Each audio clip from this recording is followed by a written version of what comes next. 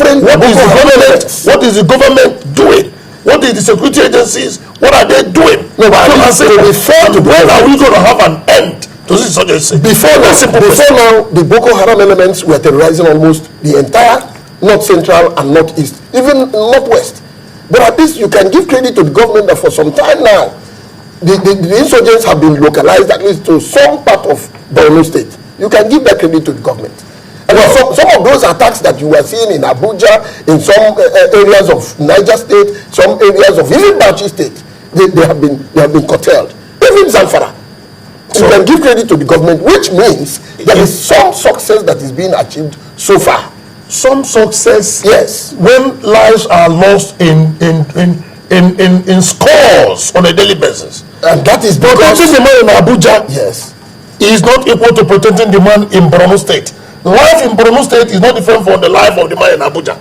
Every single life is equal to the other. I agree with you. So remember, both under the law and under the creation of God. So if we protect the life of the man in Abuja, the man in Borno State should also be protected. That is what the government is doing now. The government is moving the war. We are on territory of the Boko Haram. We are not seeing results.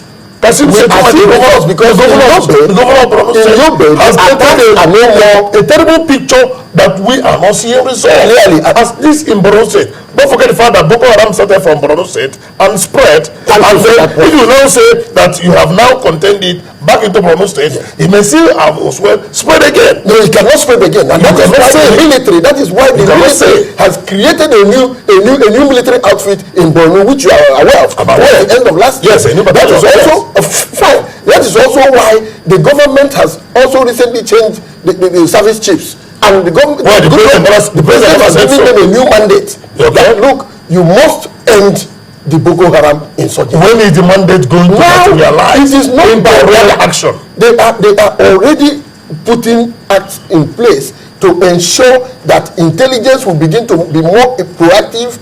Okay, as of today, I don't know if you read the newspapers. Yes. The security forces have been able to identify a camp somewhere in Niger Republic. Good. As I the same today, there was an attack in these things will be happening of lives we are lost. As they discover more and more of their settlements and plan how to dislodge them permanently, because it's not going to be a one-off thing. They will dislodge them and ensure that they don't recamp. That is what the security agencies are doing. And you know, these terrorists have international linkages. And that is what the Nigerian security forces are also battling with, to ensure that these linkages are cut off. Now they are trying to attach international connection to Boko Haram problem is like begging the question. It's not. Why I tell you that like begging the question is that the origin of Boko Haram is domestic, is local. The activities of Boko Haram along the line may have metamorphosed by evolutionary process into getting some little assistance from here and there, but the foundation of Boko Haram is local, and then it has been pointed out to even be political. And when you say political, that is where government comes in, and that is where we expect that government at all levels, state, federal, must find solution, lasting solution, for goodness sake, to Boko Haram insurgency. Fine, lasting solution. Now, what government is even talking about is the government is beginning to think about the election in 2015 in Borno State. That is what is even worrying government. And that is why when you hear the security chiefs make statement, they say that they will curtail the insurgency before next election. Will an election be the benchmark? We want this thing curtailed today. I want to know why that statement has been made. The issue is people in those areas are saying that if this thing continues, that means we're not going to participate in the elections. And that's why the security forces are making sure that the normalcy is restored. Participation by the man that is alive or the man that is dead. That's what I'm telling you. You cannot just decree the stoppage of the Boko Haram insurgency and it will stop. It is by continuous and strategic approach by the security forces as it is going on.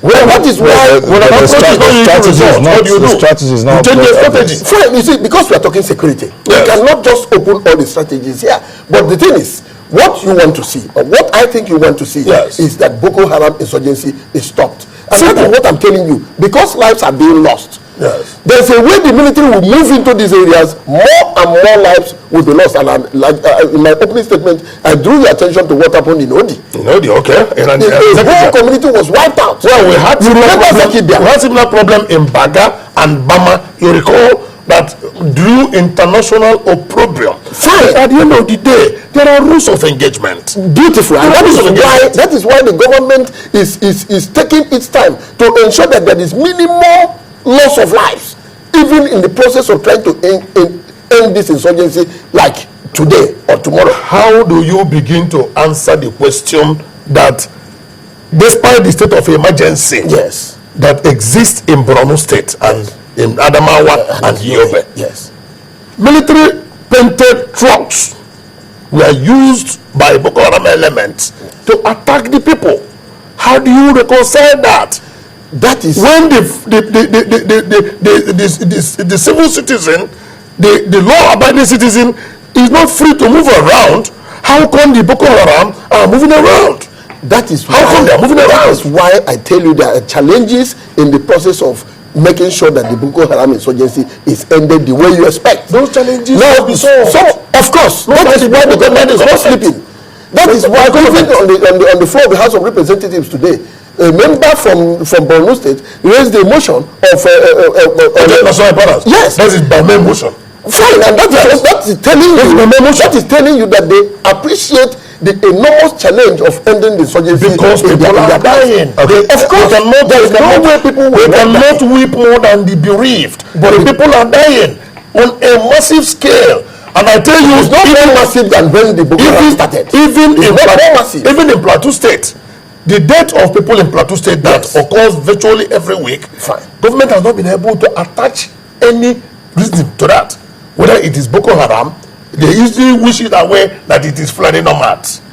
It is still death on a massive scale. It's not on a massive scale. The word massive is relative. When at a strike over 100 people die, what do you call it? It's not every time over 100 people die. Most times. What I'm saying is the government, that's the issue. The government is making sure that this thing is ended so that not one life will be lost anymore. But what I'm telling you is that there's a way the security forces will be moved in and the whole place will be wiped out. That's what the government wants to resist. Okay, that is clearly the situation. If I may come in here, there's a tweet here from His Grace Toba Ash. He says, he's quoting a news channel in the UK that says, Nigerian military are scared of Boko Haram terrorist group. He's quoting a news channel in the UK. The Nigerian military are scared of Boko Haram terrorist group. And that is why he's lending credence to the statement of the governor of Borno State that the Boko Haram elements are more motivated and more armed. Let me tell you why. You see, more motivated and more armed. The statement, and that is a terrible lacuna on the side of government. Let me tell you, okay, I had a discussion on the side of government. A former retired military personnel, and he told me, look, the Boko Haram element has decided to die. But the Nigerian soldier is fighting for the liberation of his country. Okay. So when you are dealing not ready to put his life on the line. And he's ready to put his life on the line. And he's ready to the Boko Haram elements are ready to put their life on the line. Nigerian military chaps are not ready to put their life on the line. Chaps are ready to put their, that is why they have enlisted in the army in the first instance. What is the underlying reason? Poor motivation. It's not poor motivation. What do you call it? The thing is, like I told you, poor motivation. If the Nigerian military is moved to go and wipe out all the Boko Haram elements who are, mind you, some of them are also being protected by the citizens in those states. It is the duty of intelligence. Thank you, and that is what they're doing. The chaff from the wheat. That is why. So why are they not doing that? That is what they are doing, and that is why the strikes are not as much as it used to be before. And that is also why there is reduced carnage. People outside Borno State. People including you have more strikes now. People including your humble self, who is a security expert, have always reasoned and advised that more of intelligence gathering should be used to fight crime. And that is what is happening. And terrorism. And that is what is happening. If you use intelligence gathering and apply a lot of intelligence in fighting Boko Haram, you will not need to, you will easily curtail the collateral damage that will happen when you try to overrun a city. You don't need to overrun the people. Because not every person, not every person the government is a Boko Haram. That is why the government is so you separate the people from the Harams. And it's not easy to, it is not easy to do that. Is it to be done by